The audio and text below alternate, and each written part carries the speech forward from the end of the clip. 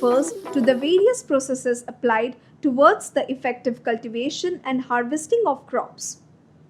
This usually includes selection of the crop, preparation of the land, use of fertilizers and pesticides, and other practices to improve crop yields like irrigation.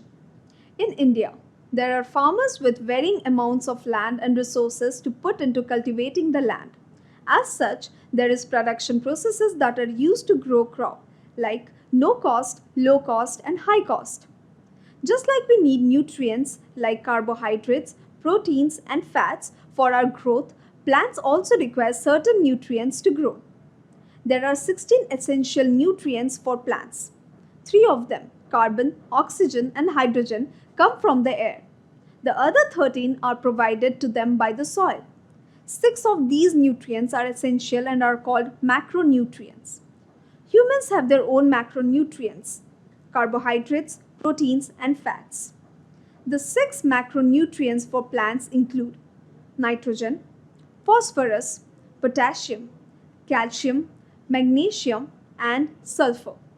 Just like humans experience illness when they are deficient of macronutrients, plants also deteriorate when they don't have enough macronutrients.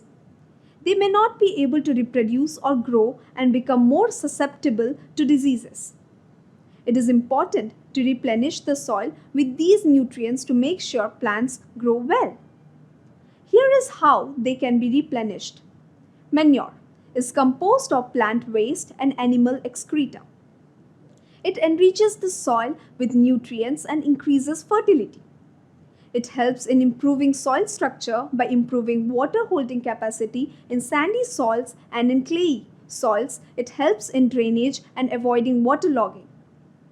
Manure can be classified into two types based on the material used to make it: compost and vermicompost. In this process, plant waste like vegetable peels, animal excreta, weeds, and other farm waste are decomposed in pits. This compost is rich in organic matter and nutrients. The process of composting can be made quicker with the help of worms. In this case, it is called vermicomposting. Green manure. Prior to sowing seeds, some plants like guar and hemp are grown and then buried in the soil by plowing. This becomes green manure, which is rich in nitrogen and phosphorus. Fertilizers. Fertilizers are commercially produced plant nutrients. They supply phosphorus, nitrogen, and potassium. They ensure good growth and healthier plants. Fertilizers need to be used with caution, in proper doses, and at regular timings. Sometimes excess fertilizers washes away into water bodies and lead to water pollution. Also, continuous use of fertilizers can reduce soil fertility and be harmful for the land in the long term. Farmers should ensure a careful balance between manure and fertilizer for optimum crop yield over the long term. Different ways of cropping can be used to get optimum results. Mixed cropping involves growing more than one plant simultaneously on the same land. Some examples of crops that are mixed are wheat and gram, groundnut and sunflower, wheat and mustard. With mixed cropping, if one crop fails, there is still one available to provide for the people as well as the livelihood of the farmer. Intercropping involves growing two or more crops on the same field simultaneously and in a definite pattern. A few rows of one crop alternate with a few rows of another. Examples of crops used in this method are soya and maize, finger millet, and cowpea. These crops have different nutrient requirements, and intercropping helps ensure that the nutrients added in the soil are all utilized. It also prevents pests and diseases from spreading to all plants of one type in a field. Crop rotation entails growing crops on the same land in a pre-planned succession. The availability of irrigation and moisture determine the crop to be planted after one harvest. If done optimally, 2 or 3 crops can be produced during a year. Crop protection management is the management of plant diseases, weeds, and other pests.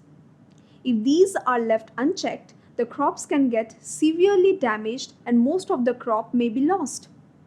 Factors that damage the crop, how each of them can be controlled. Weeds are unwanted plants growing in the same land as the crop. These plants compete for sunlight, water, and nutrients and can hinder the healthy growth of the crop. Insect pests can harm the crop by cutting their roots, stems, and leaves, sucking the sap from various parts of the plant, or boring into their stems or fruit. Diseases in plants are caused by pathogens like bacteria and viruses. They can be transmitted through the air, water, or soil. The most commonly used method to control weeds, insects, and diseases is the spraying of pesticides. Pesticides include herbicides, insecticides, and fungicides.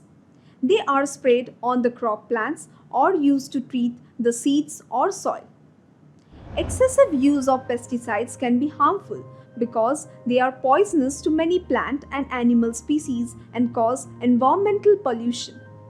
It is very important to properly store the grains after harvest.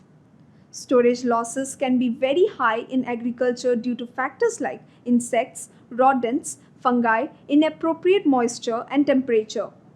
In order to control this, the grains are carefully cleaned and dried before storing.